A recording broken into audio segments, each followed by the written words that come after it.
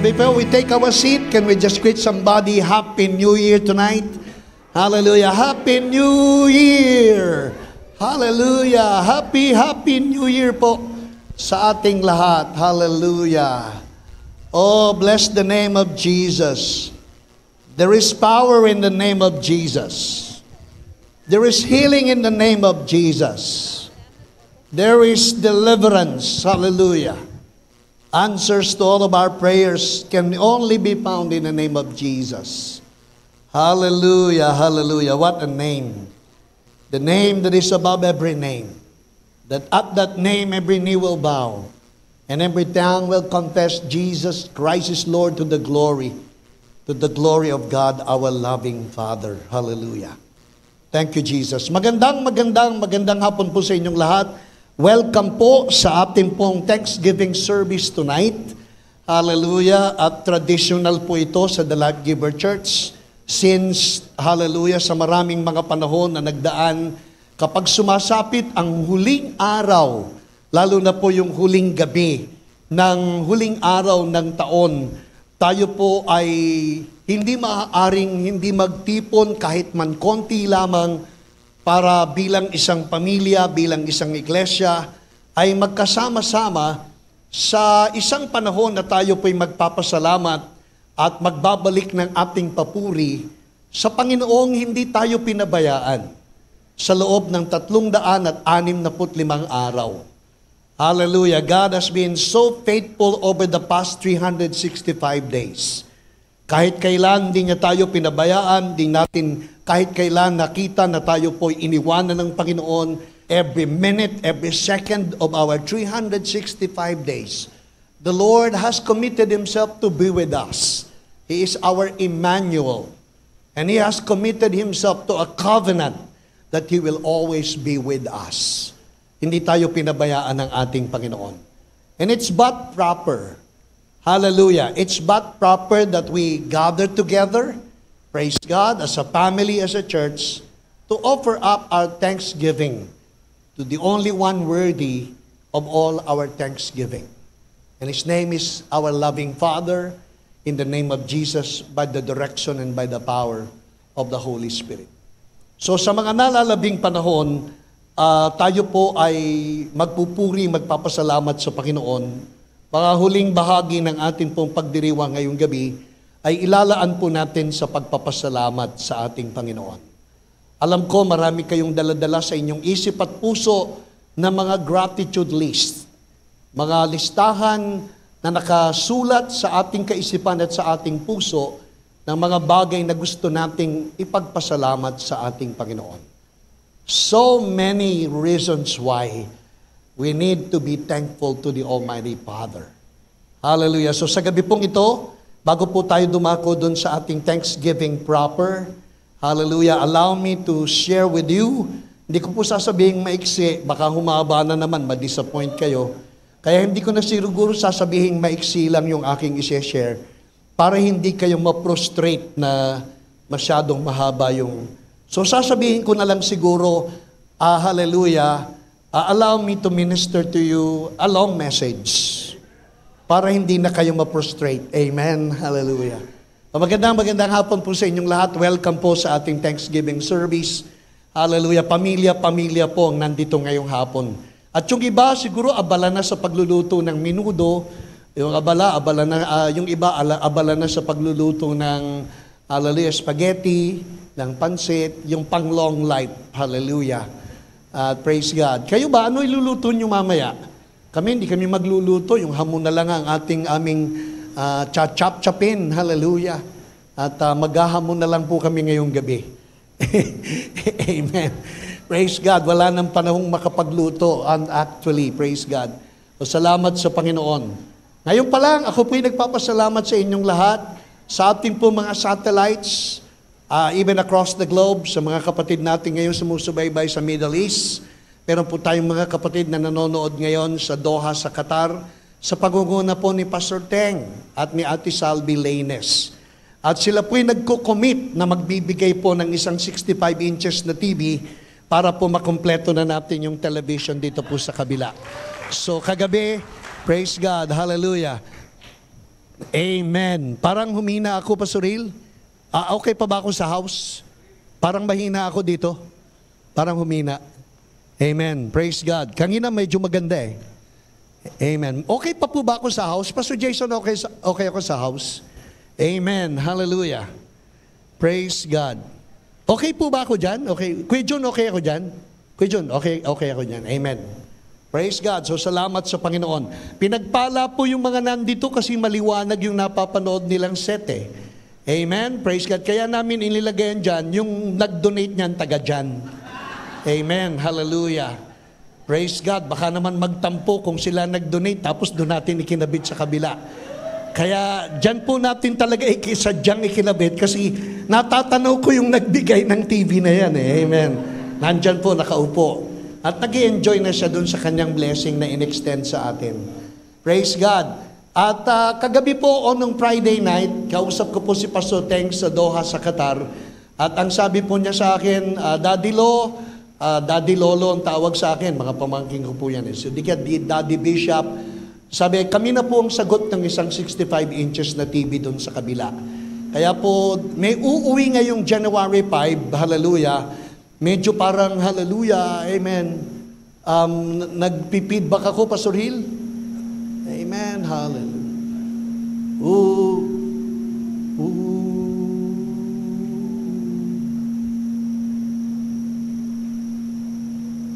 Amen. Yun. Praise God. Bagong taon na talaga. Amen. So maglalagay po dyan ng isang TV. January 5, may uuwi po from Doha, Qatar at dala-dala na po yung 65 inches para po ikabit natin dyan. At yung mga nagbigay po may nagbigay ng 5,000, may nagbigay po ng 3,500. So nakabuo tayo ng 8,500. Nagpunta po kami ni Ate Ann doon sa Mega Mall the other day at tinignan ko po yung 85 inches. Sabi ko, tamang-tama, may nagbigay ng 8,500. Hallelujah. Ang nakita ko, 85 inches. So yung 85 inches, ilalagay po natin dito para po generally makapanood po. At meron na tayong 8,500. Praise God. Ang halaga po ng TV, 79,000. So, 70,000 na lang. Amen. At mabibili na po natin yung TV sa gitna. Amen. At alam ko, umiiwas kayo sa tingin ko kasi, hallelujah, baka isipin nyo kayo yung kinakausap ko. Amen. So, salamat sa Panginoon. The Lord will provide. The Lord will provide. So, salamat po sa mga kapatid natin sumusubaybay across the globe. Meron tayong mga kapatid na ngayon ay sumusubaybay sa Caserta sa Italy. Bagamat yung pastora po nila kasama natin ngayon. Sama po natin si Ate Remy, hallelujah, Vargas. Ang ating pong pastora sa Caserta sa Italy. At praise God, meron pong sumusubaybay sa Bahrain, si Ate Pastora Jo Cortez. Kuya Nes Cortez, yung family po nila is watching over our Facebook live streaming. At mga sumusubaybay sa Amerika, yung mga kapatid ko po, kahit madaling araw ngayon sa kanila, they are watching over our streaming tonight. At sa mga probinsya at mga karatig na mga bayan at lungsod ng Pasig na aabot ng ating pong streaming, mga satellites po natin. Pagpalain po kayo ng Panginoon, and I would want to greet you a Happy New Year tonight, and let us celebrate 2024. Hallelujah, with much expectations that something good is even about to happen sa buhay po nating lahat. So without so much further ado, tayo po ay pupunta sa exhortation of the Word of God. At ang pag-uusapan po natin ay thanksgiving or give thanks. Hallelujah. Pagpasalamat po tayo sa ating Panginoon. Do you believe that it is good to be thankful to our God? It is a good thing to be thankful to God. Alam po niyo, mabuti ang ugali ng pagpapasalamat. Hallelujah. Kapag ang puso, ang kondisyon ng puso mo ay lagi kang nakalaan sa pagpapasalamat, ang pusong yaan ay mabuting puso. Hallelujah. It's all about attitude of the heart. And at the same time, thanksgiving is an action. It is both an attitude of the heart and action. Dalawa po ang ibig sabihin ng thanksgiving. So if you have your Bible with you, buksan po natin sa Psalms 107 verse 1. Psalms 107 verse 1. At ito po ang ating mababasa sa Psalms 107 verse 1. Oh, give thanks to the Lord, for He is good, and His mercy endures forever. Sa New King James translations po, oh, give thanks to the Lord, for He is good, and His mercy endures forever. Nang kinakanta po natin kanina yan, sabi ko, wow, praise God. It confirms my message, sapagkat yung kinanta po natin kanina is, hallelujah, God is good all the time, and His mercy endures forever. So yan po pag-uusapan natin, oh, give thanks to the Lord, for He is good, and His mercy endures forever. Praise God. Hallelujah. Nakita ko po si Pastor Dante. Gusto ko po magmagandang gabi sa ating pong resident pastor. Pastor Dante, si Ate Shirley, at yung mga ibang pastor po natin nandito pala ngayon. Si Ate Citas, hallelujah, kasama po natin. Di na po siya umuwi since this morning. Hallelujah, kasama po natin siya. Si Pastor Jason, nandyan. Pastor, hallelujah, amen. Pastor Hill, nandyan. Pastor Noel. Pastor Bong, nandyan din. Pastor Bong, nandyan po. Pastor Alex Galsim. Pastor Alex Olimpo, nandyan po. At saka si Pastor Bernard Pastoral. Kinasal ko po yung yung panganay na anak ni Pastor Bernard kahapon sa isang napakagandang kasalan. Hallelujah. First time na kasal na on time at natapos on time. First time po kami umuwi sa pagkatapos ng kasal na may araw pa. Hallelujah. Umalis kami ng 2:00, umuwi kami ng 4:30. Hallelujah. Sabi ko, himala yun ah. First time na mangyari sa aming umuwi po kami sa kasal na may araw pa. So, salamat po. Meron pa ba akong pastor na hindi nabanggit? Pastor Lito Galsim? Pastor Lito Rabino? Pastor Lito? Pastor Jason, nandiyan ba si Pastor Jason? Ayun, si Pastor Jason at si Ate Glyza. Hallelujah. Praise God. Amen. Pastor Ali, nandiyan na ba si Pastor Ali? Wala po. Nagluluto pa ng macaroni salad, no? Alam niyo, salad lang na kinakain ko, yung niluluto ni Pastor Ali. Amen. Sarap na sarap akong magluto si Kuya Ali ng macaroni salad. Andito na sila Ate Ami. Ate Ami, nandiyan na si Kuya Ali. Naghahalo pa ng salad. Amen. Praise God. Hallelujah. Nandiyan na si Governor. Nandiyan na po si Kuya Lito. At yung mga ibang pastor po natin, baka naghahanda na ng lechon ngayong gabi. Praise God. Alam po ninyo, ang mga pastor, mahal na mahal ko po yung mga pastor natin. Hindi ko alam, pero malapit na malapit po talaga sa puso ko yung mga pastor. Kaya po, pag hiniwa nyo puso ko ngayong gabi, amen, makikita nyo yung larawan ni Ate Ann. Amen. Hallelujah. Hindi po. Praise God. So, salamat sa Panginoon. Psalms 107 verse 1, oh, give thanks to the Lord, for He is good, and His mercy endures forever. Alam po ninyo, ang ibig sabihin ng pagpapasalamat ay ito. Ang sabi po, thanksgiving means to be mindful of someone's favor. Thanksgiving is to be mindful of someone's favor. Ang taong mapagpasalamat ay kumikilala at binibigyang halaga ang nagkaloob at ang nagbigay sa kanya. Thanksgiving is to be mindful of someone's favor. So our mind is full of the one who gave us everything. Kapag po tayo ay binigyan at pagkatapos tayong bigyan, naalala natin at pinasalamatan yung nagbigay sa atin, ang tawag po dyan ay thanksgiving. Thanksgiving is not a formula to earn the blessings of God. It is not a formula to earn the blessings of God.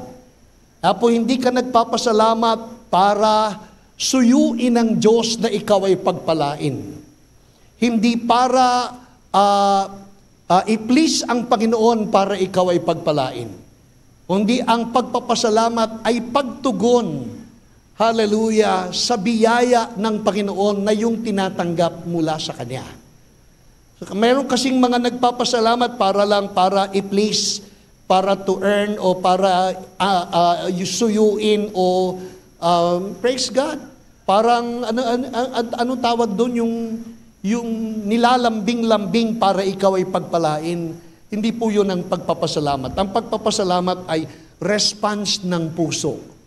Ito'y ugali ng isang pusong kumikilala, binibigyang pansin at pinahahalagahan ang isang nilalang na nagkaloob sa iyo ng mga biyaya, ng mga pagpapala. That is thanksgiving. It means to be mindful of someone's favor. Amen. Hallelujah. So pag-usapan po natin yung pagpapasalamat. Sino pong naniniwala na tayo pong lahat ay nasa mga huling araw na? Who among you believes that we are in the last days? We are living in the last of the last days. We are living in the latter days, hallelujah, yung mga nalalabing araw. Nasa mga huling araw na po tayo. Huwag po kayo matakot. Kahit man tayo nasa mga huling araw, nangako ang Panginoon ng ating mga huling araw ay magiging panahon ng masaganang pag-ani. Our end times will be harvest. That is our end times, harvest. May mga negative connotations, may mga negative aspects ang last days, pero sa ating mga anak ng Diyos, ang last days ay positive.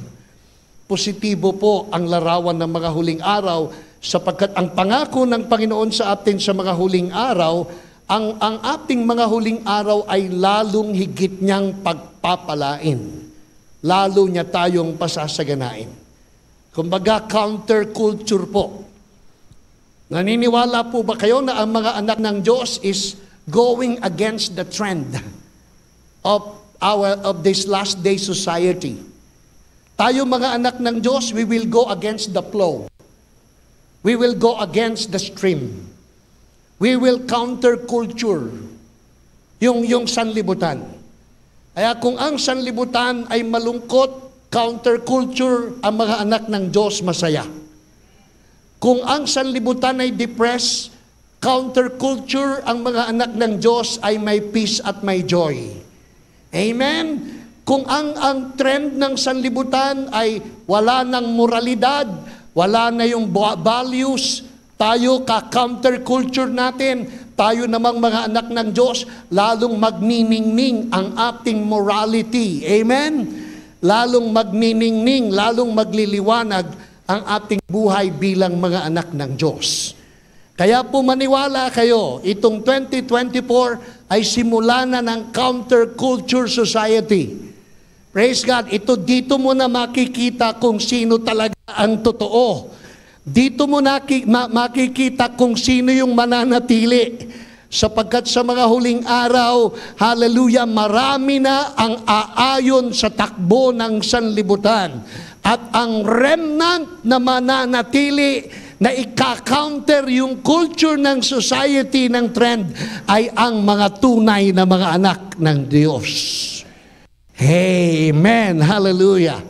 At meron po akong message on that.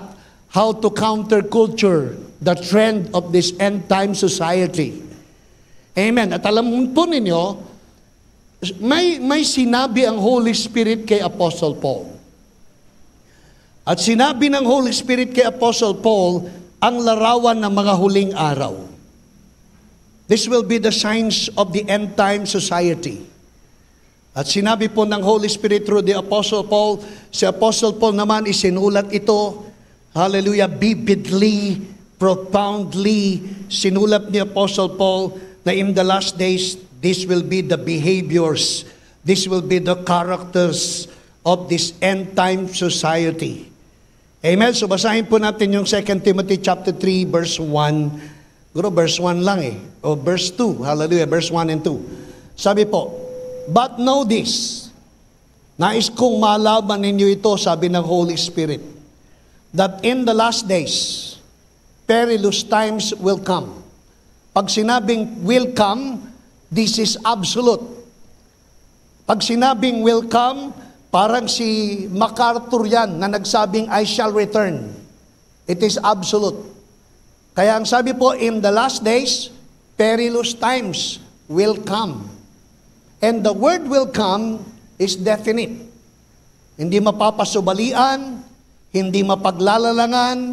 Hallelujah, ang nakatatakot na uri ng buhay at panahon ay narito na. In the last days, perilous times will come. At yung pong salitang perilous, 2 beses lang ginamit sa New Testament. At ang ibig sabihin po ng perilous times is so hard to bear life. Napakahirap na klase ng buhay. Hallelujah. Tignan nga natin, it comes from the Greek word kalepos o chalepos, nang ibig sabihin po ay, praise God, hard to bear life. Hallelujah. Tinignan ko po yung meaning ng perilous times.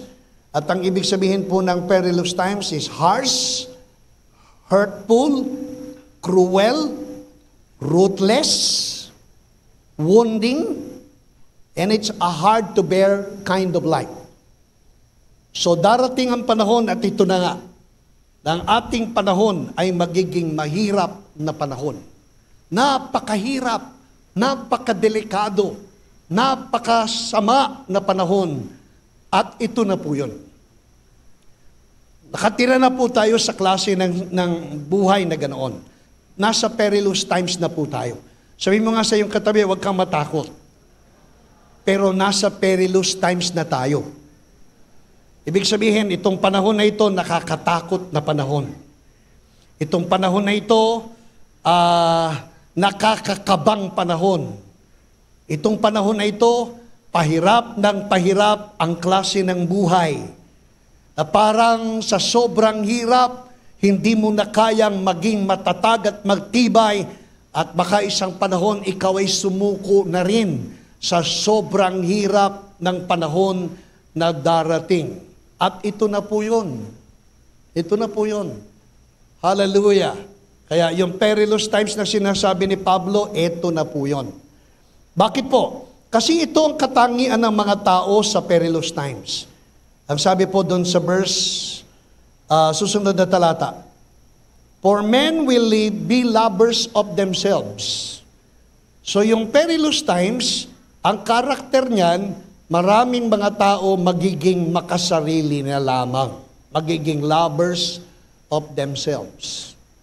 Ibig sabihin, wala nang mahalaga kung hindi ang sarili nila. Maapakan na ang iba, basta makinabang ang sarili. They will use others, hallelujah, for their own gain. They will use others, hallelujah, for their own gain at the expense of others. Ang tawag po dyan, lovers of themselves.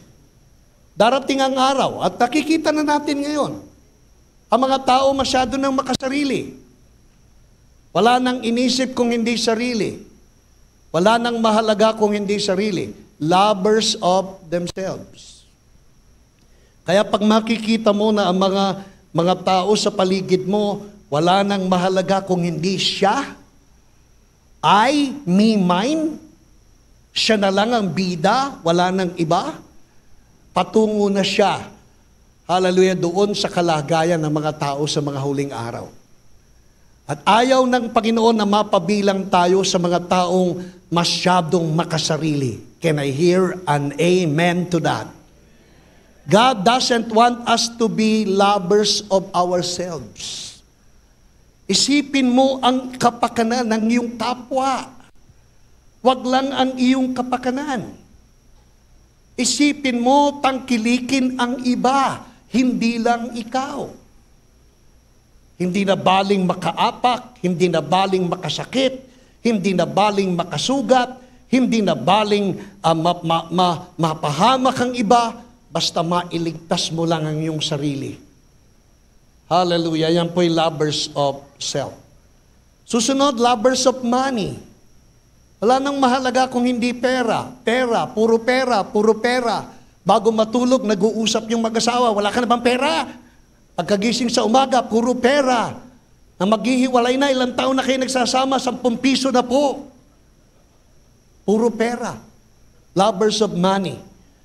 Ay pinagpapalit ang araw ng pagsamba because of money.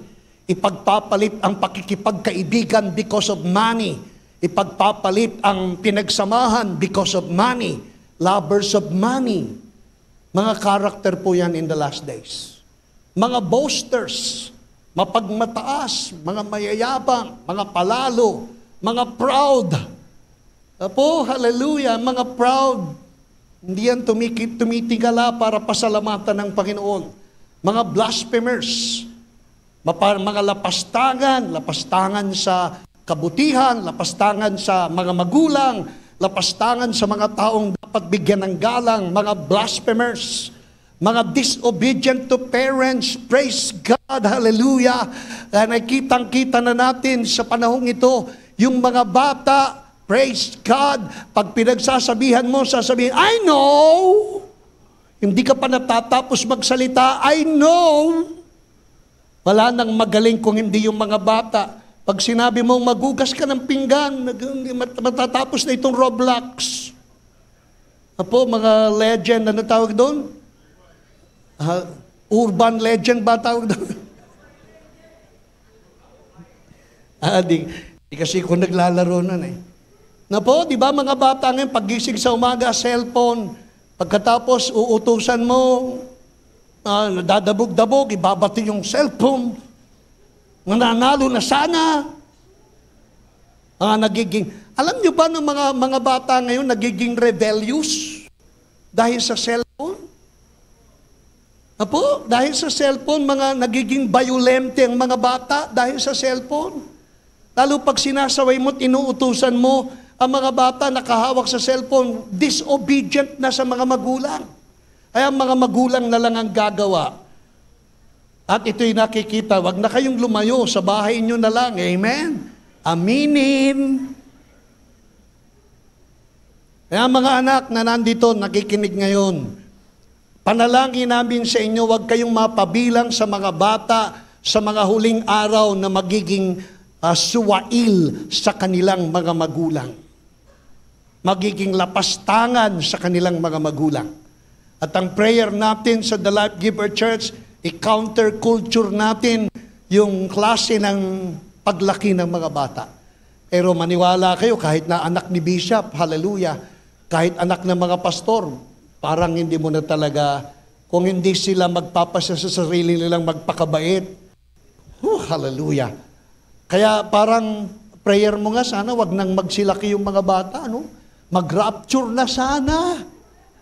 Mag-rapture na sana, wag nang magsilaki yung mga bata na matutong maglasing, matutong manigarilyo, matutong magdroga, mapabilang sa mga barkadang aakayin sila sa masama. Kahit anak ng bishop, kahit anak ng pastor, hindi mo na kontrolado yung buhay sa mga huling araw. Amen! Praise God. Akala ko ba Thanksgiving ito, parang pinapagalitan kami ni Bishop. Amen. Di po, Thanksgiving po tayo. Susunod na po tayo mensahe. Ang sabi po, unthankful. Isa sa katangian ng mga huling araw ay ang mga tao magiging unthankful. Hallelujah. Magiging, ano ba tawag sa Tagalog ng unthankful? Hallelujah. Hindi, Spanish yun eh, yung ingrata eh. Spanish yun. Walang utang na loob, ano? Hindi naman ganon. So, ang Tagalog niyan ay hindi marunong magpasalamat. So, ang mga huling araw ay kakakakitaan natin ng katangian ng mga tao, mga hindi na marunong magpasalamat. Na ano ang dahilan, bakit sa mga huling araw ang mga tao magiging unthankful? Ito sagot. Kaya sa huling araw, ang mga tao, ang mga bata, ang mga mananampalataya kahit na ay magiging unthankful kasi pumapasok na ngayon o nakapasok na sa ating lipunan yung tinatawag na sense of entitlement. Alam niyo po yung entitlement? Itong salitang ito ay napakadelikadong salita na nagtuturo sa mga taong lahat ng tinatanggap nila, biyaya, mabuti o anumang pagpapalang nare-receive nila, hindi nila ipagpapasalamat sapagkat entitled kami sa mga bagay na yan. May karapatan kami. May karapatan kaming pagpalain, may karapatan kaming tumanggap nito, may karapatan kaming biyayaan, may karapatan kami sa lahat, may karapatan kami. At dahil may karapatan ka, ituturing mo na yung mga biyayang tinatanggap mo, hindi mo na ipagpapasalamat. Bakit ako magpapasalamat sa mga magulang ko? Di ba karapatan namin na kami ay pagpalain ng mga magulang namin? Di ba kailangan mga magulang pag-aralin kami, pakainin kami, patirahin kami sa bahay na maganda tulugan o entitled kami dyan. Bakit kami magpapasalamat sa mga magulang namin? Karapatan namin bilang mga anak ang tumanggap ng mga bagay na ito. Apo, bakit kami magpapasalamat sa gobyerno? Tungkulin ng gobyerno na kami ay pagpalain. Bakit kami magpapasalamat sa church? Tungkulin ng church na kami ay biyayaan. Bakit kami magpapasalamat sa Panginoon? Tungkulin ng Diyos na kami pagpalain. Karapatan namin ang lahat ng yan. At dahil karapatan, entitled ka, hindi ka na magpapasalamat. Pero maniwala kayo, mga minamahal na mga kapatid, lalo na sa The Life Giver Church, lahat lang ng meron tayong pagpapala ay galing lang sa kamay ng Diyos na mabuti at mabait. Hindi tayo karapat-dapat, pero tayo ay minarapat niyang pagpalain. Sino sa inyong karapat-dapat? Sino sa inyo ang entitled? Sa harap ng Diyos, walang sino man sa atin ang entitled. Pero sa kabila ng hindi tayo qualified at hindi tayo entitled, wala tayong karapatan sa biyaya ng kaharian ng langit, dahil sa grasya niya at dahil siya'y Diyos na mabait, Diyos na mabuti at mapagmahal, kahit hindi ka entitled, kinwalify ka para pagpalain ng ating Panginoon. At alam nyo, tawag doon, grasya. Grace is something you receive though you do not deserve to receive it. Ang grasya'y pagpapalang tinatanggap ng mga tao kahit hindi sila karapat-dapat tumanggap. Ang tawag po dyan, grasya. At napakayaman ng mercy niya, kahabagan niya. Karapat-dapat kang parusahan, karapat-dapat kang saktan at sugatan dahil sa iyong ugali, dahil sa ating mga katangian. Subalit dahil mayaman ang kanyang mercy, yung karapat-dapat na tanggapin mo, hindi mo tinanggap dahil mayaman siya sa kahabagan, hallelujah, at awa sa ating lahat.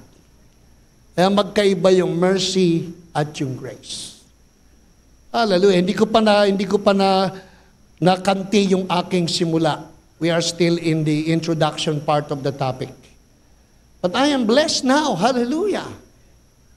Kaya mga kapatid, sabihin mo nga sa iyong katabi, ang prayer ko ngayong gabi, para sa iyo, huwag kang mapabilang sa mga tao na hindi marunong magpasalamat. Amen? Hindi mapabilang tayo sa mga taong laging nagpapasalamat. Praise God. Palakpakan po natin ang Panginoon. So, punta na po tayo doon sa cause or basis ng ating thanksgiving. What is the basis of our thanksgiving? O ano ang dahilan bakit tayo ay dapat magpasalamat? Balik tayo doon sa talatang binasa natin. Hallelujah. Give thanks to the Lord for what? For He is good. And number 2, for His mercy endures forever.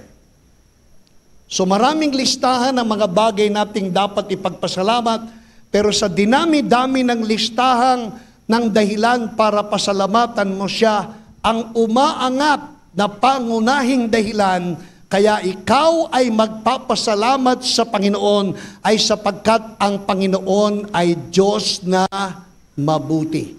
Sabi mo nga, God is all the time good. Is your God good? All the time. And is He all the time good? God is good. And all the time, God is good. Amen. So isa sa pangunahing sanhi ng ating pagtitipon ngayong gabi ay para pasalamatan ng Diyos sapagkat ang Diyos natin ay mabuti. Amen. Mabuti ang Diyos. Maniwala kayo, mabuti ang Diyos. Hindi ito isa sa attributes niya. Ito ay ang kalikasan niya. Likas sa Diyos ang maging ang kabutihan. Likas sa Diyos ang kabaitan. Pagbali-baliktarin mo man ang Diyos, ang lalabas pa rin sa Diyos mo ay Diyos na mabait at Diyos na mabuti. Amen. Hallelujah. Itong sanlibutang ginagalawan natin, napapalibutan ng kabutihan ng Diyos.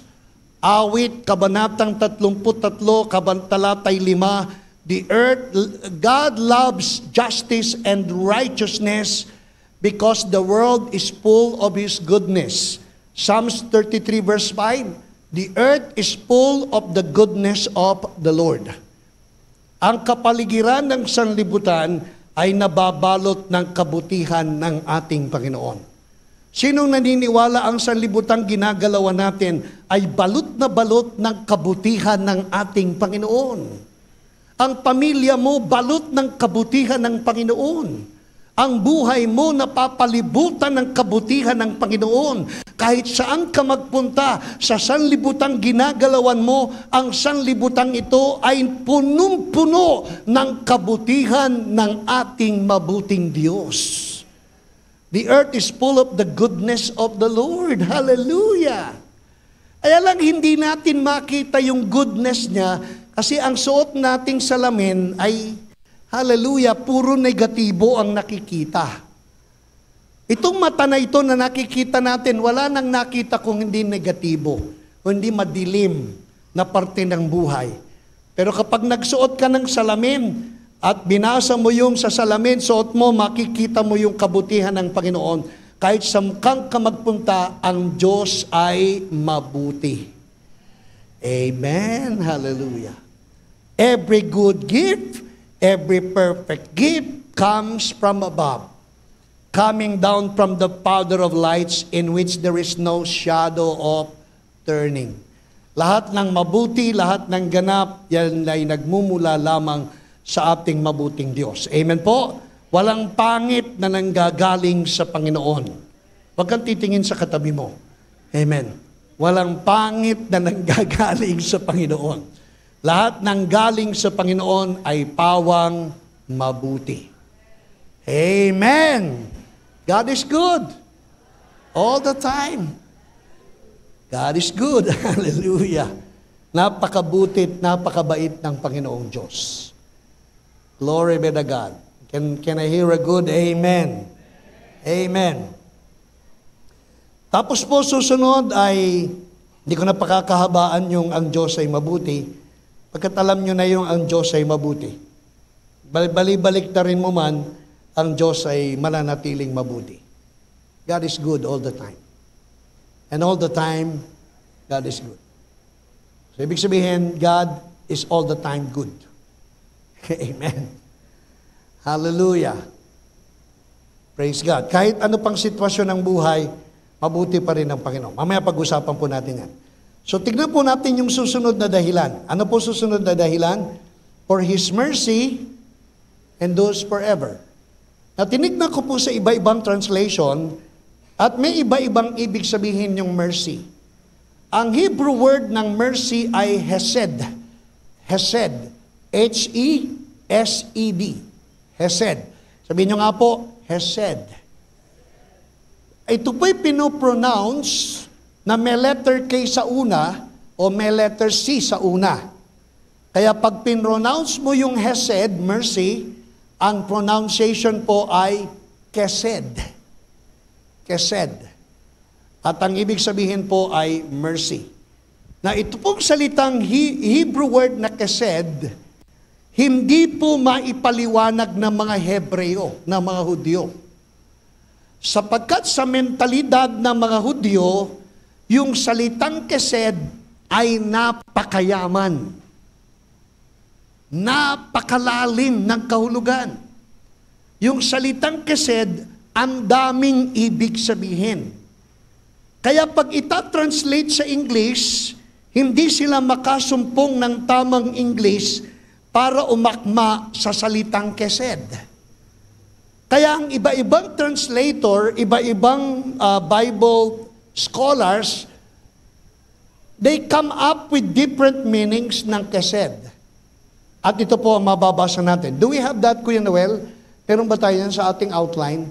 Ang sabi po, tignan po muna natin yan yung New King James eh. Yan yung New King James.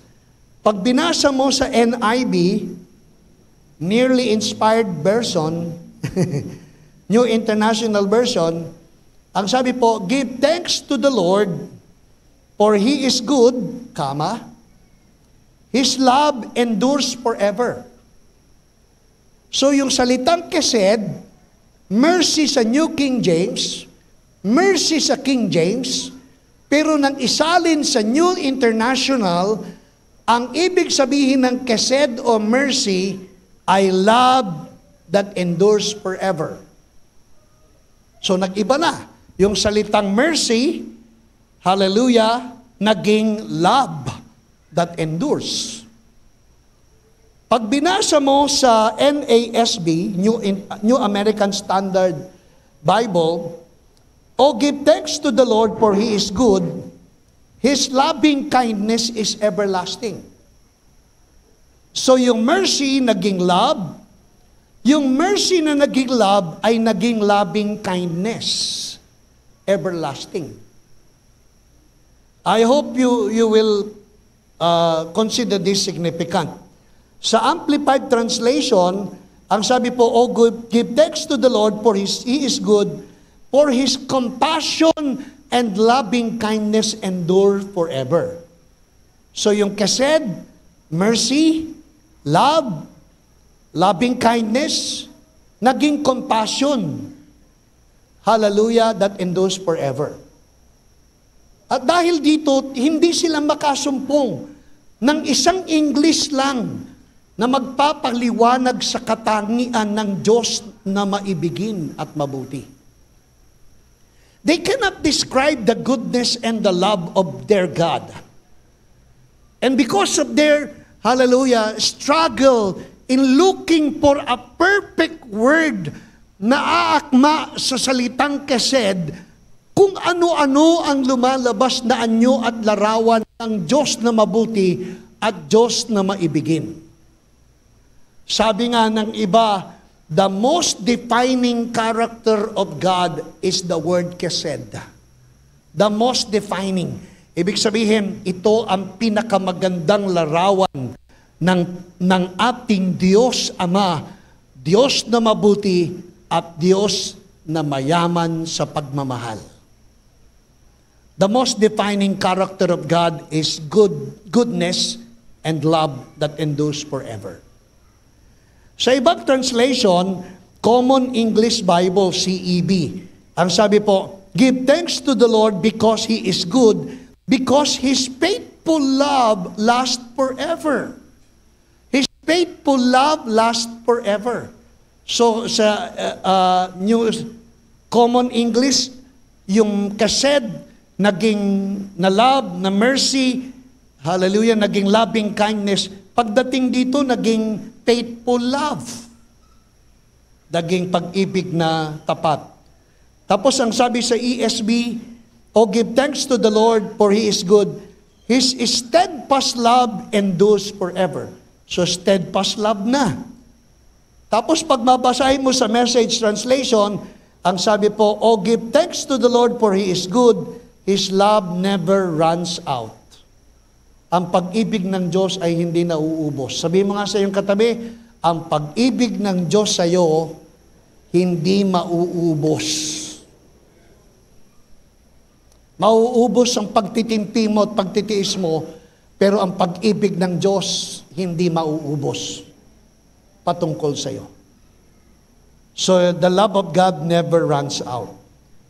So, ano po ang basis ng ating Thanksgiving?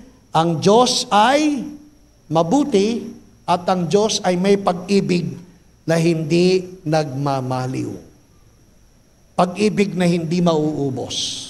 Kapag may revelation ka, ngayong gabi, pinakamagandang take away, pagka uuwi ka na ang revelation mo sa Diyos ay Diyos na mabuti at Diyos na mahal na mahal na mahal na mahal na mahal ka, maniwala ka, magbabago ang pananaw mo sa sarili mo, magbabago ang pagkakilala mo at pananaw mo sa ibang tao, at mag-iiba rin ang perspektibo mo sa buhay ngayong taon na ito.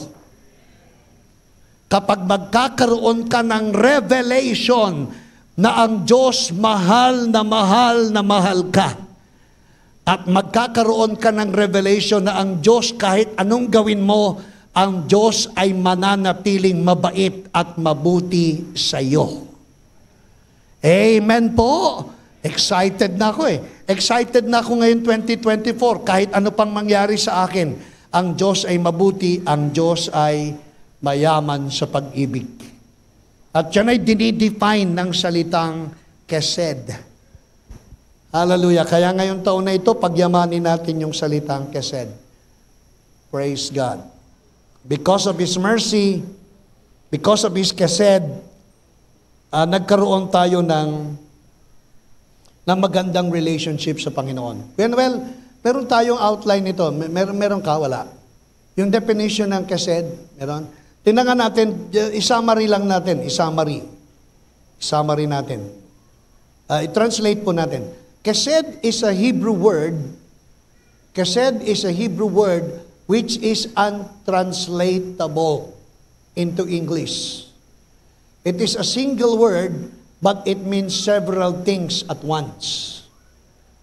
So, oftentimes, ito po ang translation ng kesed. Number 1, mercy. Basahin nga po natin. Mercy, comma, mercies, comma, merciful, comma, pity. So yan ang translation nila. Susunod na definition. Kesed, kindness, loving kindness, to deal kindly. Alam nyo ba yung kindness iba sa goodness? Yung goodness, kabutihan. Yung kindness, kabaitan. Marami sa atin mabuti pero hindi mabait. Amen? Pero ang Diyos mabuti na, mabait pa. Amen. Praise God. So, another translation ay favor. A gift given as a token of His high preferential treatment. Susunod, it also means what? Loyal love. Hallelujah. Do you have loyal love? Parang ang Diyos lang ang merong loyal love. At yung loyal love ng Diyos ay relentless love. Alam niyo yung relentless? Yung relentless, kahit pigilan mo ng pigilan, iibigin ka pa rin.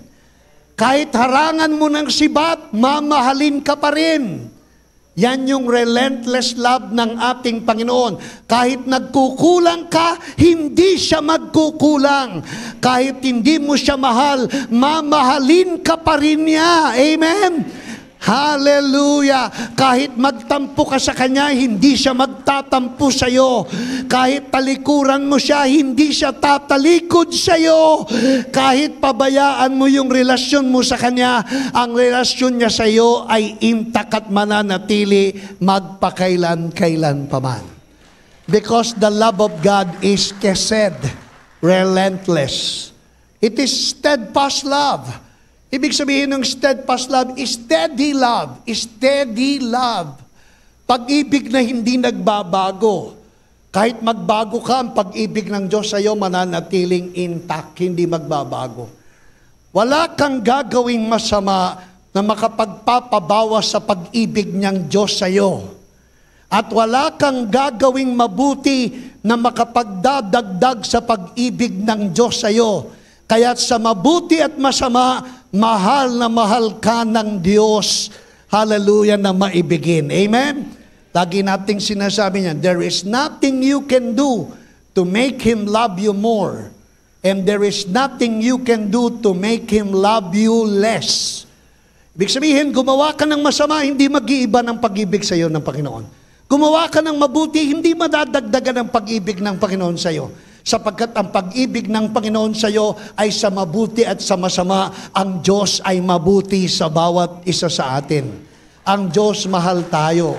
Steadfast love, unfailing love, faithfulness. Ngayon, trending sa sanlibutan, wala na yung salitang faithfulness. Wala na yung loyal. Anong loyal? Wala na yung loyal na yan. Ang Diyos na lang ang loyal. Amen! Ang Diyos na lang yung loyal. Pinaglalaruan na lang yung salitang loyal, love. Sapagkat ang Diyos na lang ang mayroon yan. At ika-counterculture natin ng sanlibutan, kung ang Diyos ay may loyal love at ikaw ay anak ng Diyos, it is expected and instructed to amongst us that we have the same loyal love na meron ng Panginoon. Do you know why? Because the love of God has been shed abroad into our hearts by the Holy Spirit. Alam mo yung pag-ibig na meron ka sa puso mo, hindi mo pag-ibig yan. Ang pag-ibig na meron ka ngayon ay katumbas ng pag-ibig ng Diyos na itinanim sa ating mga puso.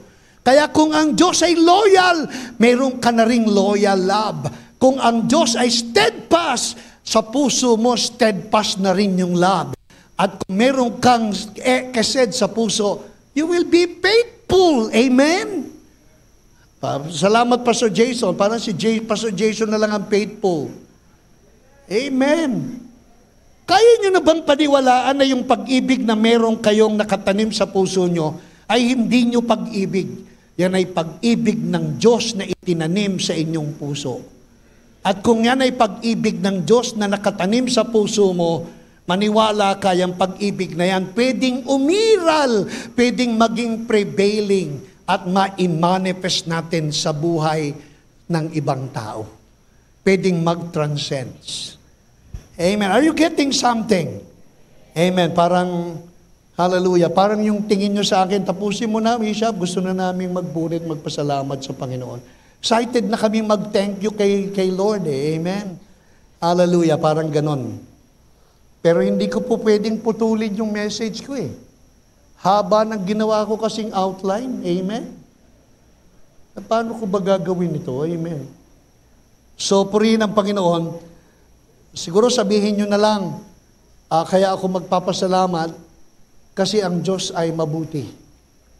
Kaya ako magpapasalamat ngayong gabi kasi iniibig at minamahal ako ng Diyos kahit sino pa ako. Kaya na ba nating sabihin, God loves me in spite? Sabihin mo nga, God loves me in spite of. Kahit na. Amen? Kasi ang pag-ibig natin, mahal kita kapag dahil sexy ka pa, mahal kita. Pero pag hindi ka na sexy, ingkan ka na, huwag ka nang mag-expect ng loyal love. Praise God. Hindi po ganun Ang pag-ibig ng Diyos ay loyal. Dami kong example. At a human level, dinemonstrate po ni David kay Mephibosheth. So at a human level, tingnan nga po natin yung kesed. Kesed happens within an existing relationship between two humans. Or kesed can happen between God and us. Ibig sabihin, ang pag-ibig at ang kabutihan ng Diyos, pwedeng sa tao. Pero pwede rin Diyos at tayo. So, ibig sabihin yung itong kesed, goodness at unfailing loyal love, pwedeng sa'yo at sa akin. Pero itong kesed ay majority ay sa pagitan ng iyong relasyon sa Panginoong Diyos. At ang pinakamagandang example ng human level na dinemonstrate yung kesed ay si David at si Mephibosheth. Si David at si Jonathan, at saka si Ruth at si Boaz. Tatlong scriptural example ng kesed o goodness and love that never ends. At a human level, si Ruth kay Boaz, si David kay Jonathan, at si David kay Mephibosheth. Alam niyo po yung kasaysayan ni David at Mephibosheth? Si Mephibosheth ay apo ni Haring Saul. Si Haring Saul ay kaaway ng kanyang manugang, ang manugang kaaway ng kanyang biyanan. Yung biyanan ni David na si Saul ay may anak na si Jonathan. Si Jonathan at si David nag-demonstrate ng loyal love, ng goodness with one another. Tapos nagsumpaan silang dalawa na kahit lumipas ang panahon at mamatay ang isa't isa, wag natin pababayaan ang kesed.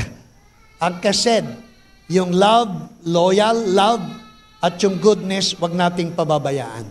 So nang mamatay si Jonathan, isang araw habang nagpapahinga si David sa kanyang balkonahe, naalala niya si Jonathan. At naalala niya si Kesed, yung loyal love, naalala niya. Kaya sabi niya sa kanyang mga alipin, sa kanyang mga katulong, meron ba kayong nalalaman na nalalabing angkan ni Haring Saul? Gusto ko sanang pagpadamahan siya ng Kesed, alang-alang sa kanyang amang si Jonathan. So sabi ng isa sa mga alipin, meron po si Mephibosheth, anak po ni Jonathan. So pinasundo ngayon si Mephibosheth, lumpo, kasi inaalagaan ng kanyang yaya, ng digmain ng kaharian, yung kanilang kaharian, na itapo ng yaya si Mephibosheth sa 5 taong gulang, at nalumpo si Mephibosheth. Kaya mula sa 5 taong gulang, lumpo si Mephibosheth, kaya hindi siya qualified sa trono ng hari. Pero sa kabila ng kanyang pagiging unqualified o disqualified, pinagmagandahang loob siya ni David, at dito niya i-demonstrate yung, hallelujah, yung kesed at a human level. Kesed at a human level. Kaya sino pong naniniwala na pwede tayo mag-demonstrate ng goodness at loyal love with one another at a human level? Pwede po. Pwede po. Kung paano naganap kay David, Jonathan, Ruth, Boaz, David, Mephibosheth, at a human level, pwede rin po tayong mag-transcend ng meron tayo sa iba. Kung mahal ka ng Diyos, nadadama mo, ipadama mo sa iba. Kung pinatawad ka ng Diyos, nadadama mo, patawarin mo ang iba. Amen? Kung mabuti ang Diyos sa'yo, yung kabutihang mong nararanasan sa Diyos, ibigay mo sa iba. Ibig sabihin, kesed yan. Kesed at a human level. Praise God. Pero merong kesed between God and us. Diyos at tayo. At kapag ang relasyon ay kesed between God and you, maniwala kayo, wala nang makapaghihiwalay sa iyo sa pag-ibig ng Diyos. No man and no one can separate us from the kesed love of God. Sino pong naniniwala, hindi na kayo pwedeng ihiwalay sa pag-ibig ng Panginoon? Hindi na po pwede. Mahal na kayo ng Panginoon, at ang pagmamahal na yan, hindi mo na kayang baguhin. Kahit magbago ka pa, hindi magbabago ang pagmamahal ng Panginoon para sa iyo. Amen. Because that's the kesed, loyal love of our God. Alam, hindi ito nalalaman ng marami. Maraming mga pastor kasi misrepresented ang Diyos. Tinuturo nila ang Diyos malupit. Ang Diyos mapagparusa. Ang Diyos mahirap pakibagayan. Ang Diyos ang hirap pakisamahan. Ang hirap i-please. Laging galit. Magkamali ka lang ng konti, parurusahan ka. Pagka magkabisala ka, i-condemn ka na. Yan ang nire-represent nilang Diyos sa mga member nila. Kaya hanggang ngayon, 90% ng mga simbahan sa buong daigdig, ang pagkakilala sa Diyos ay Diyos na malupit, mapagparusa, at ang hirap pakibagayan. Pero ang sinasabi ng Biblia ay taliwas na taliwas sapagkat ang Diyos dapat mong pasalamatan sapagkat siya'y mabuti at ang kanyang pag-ibig ay magpakailanman. Oh, give thanks to the Lord for He is good. And His chesed will endure forever. Hindi mag-iiba ang pag-ibig ng Panginoon. So kapag ganyan ang perspective mo sa Kanya, mag-iiba na rin ang perspective mo sa pakikipagkapwa-tao. Mag-iiba na ang pagkakilala mo sa sarili mo. Mahal na mahal ka ng Panginoon. Sabi mo nga sa iyong katabi, mahal na mahal ka ng Panginoon. At ang gusto ng Diyos sa iyo, mabuti. Hindi masama. Amen. At dahil dito, pasalamatan mo siya. So the basis and the cause of thanksgiving. I'll give thanks to the Lord for His good and His mercy endures forever. Punta na po tayo sa character of thanksgiving. Tapos, hallelujah. Magpapasalamat na tayo. Excited na ba kayong magpasalamat sa Panginoon? Marami ba kayong dapat ipagpasalamat sa Kanya? Amen. Dala nyo ba sa inyong puso ang listahan ng pagpapasalamat? Amen. Alam ko, tuwan-tuwa ang Panginoon ngayong gabi. Galak na galak ang kalangitan, sapagkat sa gabing ito, sa lugar ng may bunga, ay may mga kaluluwang katulad mo na hindi kalilimutan pasalamatan ang Panginoon. Mapiplease siya ngayong gabi sa gagawin nating pagpapasalamat sa Kanya. Amen? Praise God. So 1 Thessalonians 5, character of thanksgiving. Yung una po ay cause of thanksgiving. Ngayon naman yung character of thanksgiving. Tapos mamaya yung consequences of thanksgiving. Pero, hallelujah, promise, iiksian ko na po dahil hanggang alas 8 lang naman tayo. Amen.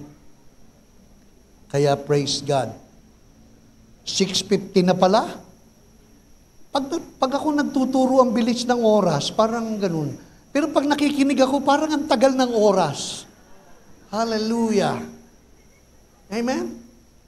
Pero pag ako nagtuturo, parang ang bilis ng oras. Parang unfair. Unfair? Hindi po. Hallelujah. Gusto ko lang po talagang magturo. Amen.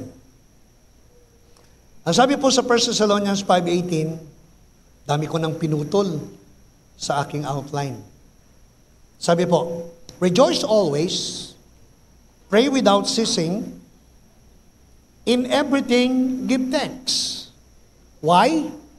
For this is the will of God in Christ Jesus for you. Do not quench the spirit, do not despise prophecies, test all things, hold fast to what is good, abstain from every form of evil.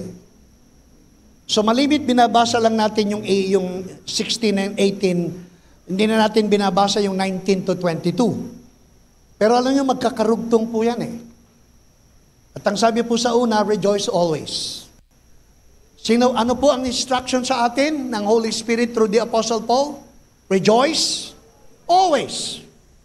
Ganda ng message ni Pastor Dante kanginang umaga. At ang mensahe po ni Pastor Dante kanginang umaga, tayo po ay mga galak, kahit hindi kagalak-galak ang ating sitwasyon sa buhay. Bakit? Sapagkat sa puso natin ay nananahan ang pinagmumulan ng totoong kagalakan. Ang kagalakan natin hindi nanggagaling sa labas. Ang kagalakan natin ay nakatira sa ating mga puso. Kaya pwede kang mag-rejoice always. At pag sinabing rejoicing always, kahit pangit ang sitwasyon, you rejoice. Kahit hindi sumasang-ayon ng pangyayari, you rejoice. Kahit may masamang balita, you rejoice. Hindi pagbabalat kayo ng ngiti. Kung hindi ikaw ay nagagalak sapagkat alam mo na anuman ang sitwasyon, may nakatira sa iyo na hindi ka iiwan, hindi ka pababayaan. Siya na pinagmumulan ng totoong kagalakan ay nasa atin. Kaya you can rejoice always. Challenge ito sa atin. Kasi paano naman ako makapagre-rejoice? ang balita ko'y 6 na buwan na lang itatagal ng buhay ko. Paano naman ako magre-rejoice? Ang balita ko'y tatanggalin ako sa trabaho. Paano naman ako magre-rejoice? Ang balita ko sa susunod na taon, tataas na ng 60 kada kilo ng bigas. Paano naman ako magre-rejoice? Ang balita, aabot na ng 85 kada litro ng diesel. Paano ako magre-rejoice niyan? Na kung ang rejoicing mo'y nakasalalay sa nagaganap sa mundo, hallelujah, magdudusa talaga tayo. Pero kung ang pag-asa mo ay nasa Panginoon na hindi naaapektuhan ng pagtaas ng bilihin at nangakong isusupply ang kayamanan at pagpapala mo sa kayamanang hindi nauubos sa kalangitan, hindi ka rin mauubusan ng dahilan para maging masaya, para mag-rejoice. Counterculture nga po Ibig sabihin ng counterculture, kung ang trending ng sanlibutan, palungkot, tayo naman ang trending natin sa kaharian ng Diyos, pasaya ng pasaya. Ang sanlibutan, pabigat ng pabigat, tayo naman pagaang ng pagaang. Ang sanlibutan, dumara pa na sa hirap, tayo naman ay nagsasayaw pa. Because we are culturally countering the trending of society. At yan ang magaganap sa mga huling araw. Kaya mapapansin mo sa mga huling araw, lalong mauugok, isi-shake ang church. At may matitira lang na remnant. Yan po, matitirang parang handful. Matitira na lang. At yung matitira, yan yung handang harapin ang salungat na takbo ng sanlibutan. Kung sila'y malungkot, tayo'y masaya. Kung sila'y walang kapayapaan, tayo ay may katiwasayan. Kung sila nalulungkot, tayo ay nagse-celebrate. Culturally countering the trend of society. And be ready. Amen? Be ready. At maniwala kayo, yung mga remnant na matitira, they will enjoy the best life ever. The best life ever is now, hallelujah, ahead of us. Nandiyan na po. Amen. Gusto nyo ba ang samahan po ninyo kami? Magsama-sama tayo. Hallelujah. Kung ang takbo ng sanlibutan paayon doon, tayo po, hallelujah, sasalungat. Praise God. At ang sanlibutan sumasagwan. Tayo po sasakay lang sa isang bangka na may sail. Ibig sabihin, susunod lang tayo sa agos ng grasya ng Panginoon. At hindi mo kailangang magsagwan. Ang Panginoon ang magdadala sa iyo sa masagana at pinagpalang buhay ngayong taon na ito. Amen. Yung palakpak nyo parang, parang ganun. Amen. I believe that. So, give thanks to the Lord. Sabi po, rejoice always. Pray without ceasing. Ngayong taon na ito, we will pray without ceasing. Huwag kayong maniwala doon sa mga nagsasabing na nasa grasya, hindi na nagpe-pray. Hindi po. Tayo ngayon magpe-pray without ceasing. Ibig sabihin, walang taros na pagdarasal. At isang taong walang taros kung magdasal, lagi siyang conscious na kasama niya ang Panginoon. Hindi mo kailangang usal ng usal. Nagsa-self-talk. Sabi ni Bishop, pray without ceasing. Di po. Pray without ceasing is having a strong consciousness that the Lord is always with you. Nagpa-practice ka ng presence niya. Ang tawag po dyan, pray without ceasing. Tapos, in everything, give thanks. Malinaw po dyan, in everything. Hindi for everything. Magkaiba yung for everything at yung in everything. Yung for, may kaugnayan sa mga bagay. Dahilan ng pagpapasalamat mo. Yung mga bagay-bagay, for everything. Pero yung in everything, may kaugnayan sa sitwasyon ng buhay. So, ibig sabihin, in every situation, give thanks. Hindi for everything. Kaya nga ang kasunod po dyan do not quench the spirit, do not despise prophecies, test all things, hold fast to what is good, abstain from every form of evil. So, sinasabi po ni Apostle Paul by the Holy Spirit, Hallelujah. In everything give thanks. Sa lahat ng sitwasyon, kung may sakit ka, magpapasalamat ka pa rin. In everything. In your situation na may sakit ka, give thanks. Pero hindi mo siya pasasalamatan dahil sa sakit mo. Pag pinasalamatan mo yung sakit mo, for everything yon. Pero pag pinasalamatan mo yung sa kabila ng may sakit ka, nagpapasalamat ka sa Kanya, kasi naniniwala kang siya ang yung manggagamot, in everything give thanks yun. Amen? So sino sa inyo makapagpapasalamat kahit tayo minsan ay may ubo, may sipon, may sakit? Nagpapasalamat pa rin tayo sa Panginoon. Dahil sa ubo? No. Dahil sa sipon? No. Kung hindi nagpapasalamat tayo sa kabila ng tayo may sipon at ubo, sapagkat naniniwala tayong ang Panginoon ang ating dakilang manggagamot. At nagpapasalamat tayo kung sakaling ang sipon at ubo ko ay akayin ako sa aking kamatayan, salamat pa rin, sapagkat makikita ko na ng face to face ang ating Panginoon. At mauuna na ako sa inyo. Amen? At ang mamatay sa mga anak ng Diyos ay kapaki-pakinabang. Magpapalit ka lang ng address, pero ikaw ay buhay pa rin. Amen po? Kaya ngayong taon na ito, huwag kayong matakot sa kamatayan, sapagkat ang kamatayan, pagbabago lang ng tirahan. Mula sa tahanang panlupa, dadalin ka na sa tahanang panglangit. At makikita mo na ang Ama ng mukhaan, face to face. Amen. So kaya nyo na bang magpasalamat sa Panginoon kahit kayo ay may COVID? Naku po, Panginoon ko, hallelujah. Magpapasalamat pa rin tayo, Lord, salamat. Hindi dahil sa COVID. Ni salamat, Panginoon, sa kabila ng ako'y nasa gitna ng COVID, ako'y naniniwalang kayang-kaya mo kong pagalingin. At kung sakali man dahil sa COVID na ito, ako ay mamatay na, salamat pa rin, Panginoon. Hallelujah, sapagkat gagraduate na ako sa mga problema sa mga anak, problema sa at ako ay masaya nang mabubuhay sa piling mo. Amen. Praise God. Parang nalungkot kayo Tawag po dito, in everything give thanks.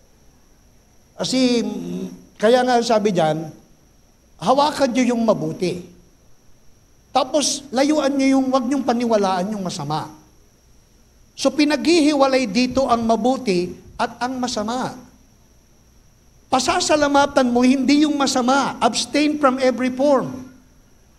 At pasasalamatan mo yung mabuti na galing sa Panginoon. Kahit anong sitwasyon ng buhay. Amen. Isang araw, noong 1995 o 1996, siguro mag-pray na tayo. May mga dumalaw na mga Koreano dito sa ating church. Siguro mga 10 o 11 yung mga Koreano. Ang pinuno po ng mga Koreano, si Kwon Osan. Si Kwon Osan, siya po yung parang leader ng Philippine Orient Missions Group. Nagkayayaan na pumunta po ng Baguio. So punta kami ng Baguio. Sakay kami ng isang van na pinahiram ni Pastor June. Pero sumama rin si Pastor June. Ang nagdadrive si Bishop Ador. So masaya kami mula dito hanggang pagdating namin sa San Fernando, La Union, masaya kami. Pagdating sa San Fernando, La Union, parang meron akong feeling na wag na muna tayong umakyat sa Baguio. Magpaumaga na tayo. Si Bishop Ador, naging very insistent. Sabi niya, akyat na tayo, diretsoin na natin. Di nagpahinga lang ng konti, kain lang, tapos inom ng kape, tapos biyahe na kami. Sabi ko kay Bishop Ador, sana bukas na lang. Sabi ni Bishop, kaya natin yan. So magkatabi sila ni Pastor Junio, ako ang nasa dulo ng van, tapos nandito yung mga Koreano. Pagkat kami ng Nagilian, pagkakit namin ng Nagilian, nasundan kaming delivery truck ng San Miguel Corporation, so may mga beer. Paakyat ng Nagilian, huminto yung truck ng San Miguel, huminto rin kami. Tapos paghinto namin, huminto kami, bigla kaming umaatras unti-unti, Tapos pag-atras namin, ang bilis-bilis namin ng pag-atras. Siguro hindi preno na hawa na apakan ni Bishop Ador, ang naapakan niya si linyador. Kaya sa kanan namin, bangin ang lalim, sa kaliwa namin, napakalalaking mga bato. Pag-atras namin, naikabig ni Bishop Ador pakaliwa yung van, kaya humampas kami sa malaking bato at tumaob po kami. Pagtaob namin, ako po ang nasa likod, kasama ko yung pintuan ng van, ako po'y lumilipad. Kasama nung nakahiga ako doon sa pintuan ng van, at sumasadsad ako doon sa karsada, na nakahiga ako doon sa pintuan ng van. At nang ako'y tumayo, sabi ko, praise God. Parang kinakabahan ako, pero nabanggit ko, God is good. God is good. Tapos tinignan ko yung sarili ko, wala akong galos. Sa kasamaang palad, yung isa sa Koreana, natusok yung pangatlong ribs sa kanyang puso. Agad na dinala namin, nag-arkila kami ng pick-up, dinala namin sa Baguio Medical Center, at ang finding sa x-ray, yung pangatlong ribs ay tumusok sa kanyang baga. At dahil tumusok sa baga, napag-usapan na i-helicopter namin dahil critical ang sitwasyon ng Koreana. Parang may bumulong. Mag-second opinion tayo sa St. Louis. Pagdating sa St. Louis, ang second opinion, tinignan mabuti yung x-ray, lumampas yung buto sa baga. At dahil doon, pwedeng hindi na helicopter, pick up na lang. So kumuha kami ng pick-up, inuwi namin dito sa Manila, tinignan ng ilang sandali sa Makati Medical, tapos inilipad na po pabalik ng Korea. Ako po, hallelujah, sabi ko, praise God, hindi ko alam ang itsura ng guardian angel ko, pero yung guardian angel ko gumanap ng kanyang assignment. Iningatan ako kahit na ako'y lumilipad dun sa, hallelujah, hindi ko alam kung anong inyo ng inyong guardian angel. At ang nabanggit ko lang, God is good.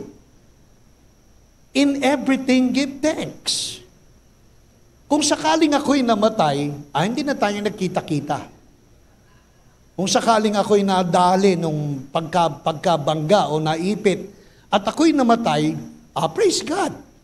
Hallelujah, naunahan ko na kayo na makita ang Panginoon face to face. Pero kahit anong sitwasyon ng buhay, magpasalamat tayo sa Panginoon.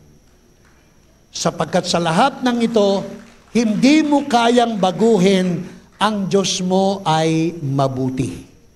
At hindi mo mapagbabago na mahal ka ng ating Panginoong Diyos. Amen. Sa mabuti at sa masama, ang Diyos ay mabuti. Sa mabuti at sa masama, magpasalamat ka sapagkat ikaw ay mananatiling mahal niya. Amen. And that's said. At pag tayo nagpapasalamat palagi sa Panginoon, maniwala kayo, nadaragdagan. May pagpapala ka na, pero nadaragdagan pa ang pagpapala. Kapag ikaw ay nagpapasalamat sa Panginoon, nadaragdagan ang grasya ng Panginoon. Do you believe that? If you want more of His grace, hallelujah, if you want to receive more of His blessings, more of His grace, be thankful. Cultivate the lifestyle of thanksgiving. Kaya ngayon, itong mga huling araw na nagkakaedad na kami, tayo, pwede ko na ba kayong isama? Ngayong mga huling araw na nagkakaedad na tayo, alam niyo, napapansin ko, ang mga nagkakaedad, lalong nagiging mapagpasalamat. Parang na-appreciate mo na Kung hindi mo dati na-appreciate yung misis mo, pag nagkakaedad ka na, na-appreciate mo na siya. Amen? Parang sa mga huling araw, kahit na maliit na bagay, lagi mong pinasasalamat sa Panginoon. Kaya kung ako sa inyo, madali na kayong mag-senior. Kasi yung mga senior, nagiging mapagpasalamat na. Alam nyo, ito isa pa rin sa napansin ko, ang mga senior nagiging sentimental na. Yung bang maliit na bagay, naluluha sila. Maliit na bagay, naiiyak ka sa kabutihan ng Panginoon. Pwede bang sumigaw ng amen yung mga senior? Amen. Amen. Kaya ganyan po eh. Hindi ko kayo alam, hindi ko alam kung anong inyong damdamin. Pero ako po ngayon, sa aking 65 years old, parang it seems like everything to me is so significant. Everything to me is so important. Everything to me is, I now begin to appreciate. Ngayon, na-appreciate ko na yung mga apo ko, kasi mga ilang panahon na lang, baka hindi ko na sila makita, na magsilaki. Praise God, na I am appreciating them. And learn to appreciate. May mga sa iyong katabi, wag mo nang hintayin maging senior ka. Ngayon pa lang, pasalamatan mo na ang Panginoon. Amen? The word praise is from the word, hallelujah, yada. At ang ibig sabihin ng yada ay yud, dalet, hay. Yud, dalet, hay. Pag binasa mo yan, yung yud ay hand, dalet is, yud is hand, tapos yung dalet ay door, tapos yung hay ay grace. Kaya grace opens the door to, hallelujah, the blessings of God. The praise, our praise, opens the door to more of the blessings of the Lord. Kaya, itong 2024, hallelujah, aakayin ko kayong lahat, samahan ninyo kami, na tayo'y maging mapagpasalamat sa Panginoon sa lahat ng bagay. Amen? Praise God. Pwede pong yumuko tayo, pumikit. At sa mga ilang sandali, habang nakaupo, bibigyan ko po kayo ng ilang panahon para alalahanin ang mga bagay na dapat nating ipagpasalamat sa Panginoon. Thanksgiving is the Greek word Eucharisto. EU means good. Charist is grace. Kaya Thanksgiving is good grace.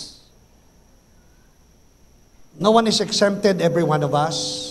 Kalimutan mo yung katabi mo. Meron ka bang mga bagay na dapat ipagpasalamat sa Panginoon?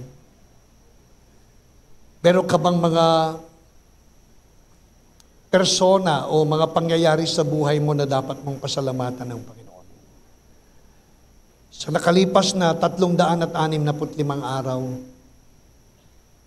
ano yung mga mahalagang pangyayari, masama man o mabuti, na naalala mong ang Diyos ay mabuti at naalala mong ang Diyos mahal na mahal ka?